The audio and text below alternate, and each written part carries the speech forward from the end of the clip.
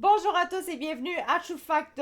J'entends souvent parler, en tout cas du moins de plus en plus, et je crois que c'est le cas pour vous également, que notre armée canadienne fait un petit peu pitié ses bords. Eh bien là, c'est exactement ce dont on va parler. Une hausse de recrues mal préparée inquiète l'armée canadienne. Ça vient du Journal de Québec, ça a été écrit par Guillaume Saint-Pierre ce jeudi le 7 mai. Des recrues plus vieilles, moins en forme, qui comprennent mal l'anglais et le français et qui s'intègrent difficilement à la culture militaire canadienne. Tel est l'envers de la médaille de la hausse du recrutement historique dans nos forces armées. Ouch! Le taux de réussite est en chute libre à l'école de leadership et de recrue des forces canadiennes de Saint-Jean, alors qu'il est passé à 77% selon un rapport interne confidentiel. Historiquement, 85% des recrues réussissent le cours de base. Normalement, c'est 85 et là, c'est 77. C'est une méchante drop, là. Le rapport rédigé par le lieutenant-colonel Marc Kielé a été réalisé dans la foulée d'énormes changements apportés aux méthodes de recrutement visant à gonfler les rangs des forces. Dans les dernières années, Ottawa a ouvert la porte aux ressortissants étrangers, aux recrues souffrant de certaines conditions médicales.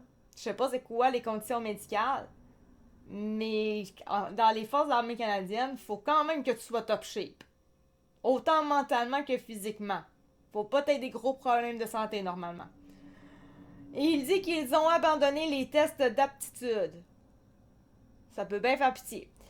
Ils disent ces changements ont entraîné d'importantes transformations quant aux capacités de base des candidats et une pression croissante sur les instructeurs et le personnel du collège de Saint-Jean, lit-on dans le rapport. L'accueil de résidents permanents pose son lot de défis, particulièrement dans les cohortes francophones. Certains pelotons étaient composés de candidats ayant parfois aussi peu que 3 mois de résidence au Canada. C'est n'importe quoi. T'es clairement pas sur ton territoire puis tu défends un territoire inconnu réellement, auquel tu es touriste. Encore. Ce qui a entraîné un important choc culturel, puisque les candidats ne s'étaient pas encore acclimatés à la société canadienne, encore moins la culture militaire canadienne. Écrit Monsieur Kielé. C'est hallucinant. T'es touriste au final, puis on t'engage dans les forces armées pour aider la société auquel tu es en train de visiter en réalité. Parce que quand ça fait juste 3 mois, t'es encore un touriste. En tout cas, t'es un touriste de long terme, on s'entend, mais t'es pas citoyen, c'est ça que je veux dire. Là. On s'entend que c'est très très peu 3 mois là. Une cohorte francophone qui a obtenu un taux de réussite famélique de 48% a été minée par des allégations de racisme et de conflits entre groupes culturels, notamment entre personnes du Cameroun et de la Côte d'Ivoire. Pourquoi j'ai dit Cameroun? Cameroun. Pour certains, c'était aussi la première fois qu'on s'attendait à ce qu'ils traitent les femmes comme leur égal. Si je savais siffler, je sifflerais là. Souligne le lieutenant-colonel Marc Kelly. Ça fait mal à la femme en dedans de moi. T'es tellement pas dans la bonne culture. Là, t'es rendu dans les forces parce que là, dans les forces, ils acceptent n'importe qui. Tu traites même pas égal les femmes, alors que dans ce pays-là, c'est comme une obligation. Ben, c'est pas comme, en fait, on a une charte, donc c'est une obligation. Ouch! What the hell? On va se le dire, c'est des musulmans. Je veux pas être raciste, hein? Mais c'est des musulmans. C'est quelle culture la pire envers les femmes? Voilà. J'ai pas besoin de le dire, vous avez répondu, je suis sûre. Le ministre de la Défense nationale, David McGuinty, a annoncé fin avril un record de recrutement après des années de vaches maigres, avec 7310 nouveaux enrôlés. Pascal Bellumeur, un porte-parole des forces armées, soutient que les changements ont déjà été apportés afin de répondre aux observations du lieutenant-colonel Kielé. Des tests de langue ont notamment été ajoutés et un effort est fait pour limiter à 25% le nombre de résidents permanents dans les pelotons.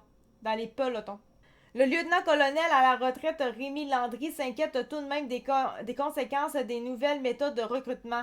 Il dit que c'est pas nécessairement un plan gagnant. Quand vous recrutez n'importe qui, il y a de bonnes chances que vous allez éventuellement en mettre un paquet dehors, ou plusieurs d'entre eux vont entrer dans le système sans nécessairement avoir ce qu'il faut pour faire une carrière militaire. Ouais, bah, c'est. Ouais, ok, c'est pas mal ça. Justice est fait. Une fillette de 11 ans interdite d'aller dans des camps nudistes tranche un juge. Le Doc Mayou sera content. Enfin. Ok. Ça sera une prochaine vidéo celle-là, mais c'est quand même le fun d'en savoir cette affaire-là. Mais bref, pour en venir au sujet principal, c'est vrai que si t'engages n'importe qui comme ça, n'importe quel migrant, tu sais, c'est ça qui est plus grave en fait. C'est des migrants souvent sont là même illégalement et ils ont le droit d'aller dans les forces armées. Ils ont aucunement notre langue, aucunement notre culture, sont zéro en fond, whatever. Let's go, ça rentre. On fait vraiment pitié au niveau de notre armée, mais vraiment, là, militairement, ça n'a aucun sens, là. C'est n'importe quoi. On est une risée mondiale. Vraiment. C'est ridicule. Sur ce, merci beaucoup de m'avoir écouté. C'était Actu4 de True Fact. On se retrouve pour une prochaine vidéo. Je sais pas si ça va être la prochaine, mais en tout cas, c'est clair qu'on va parler de cette affaire-là de justice et fait divers qui est très, très intéressant. Donc, à très bientôt. Merci, au revoir.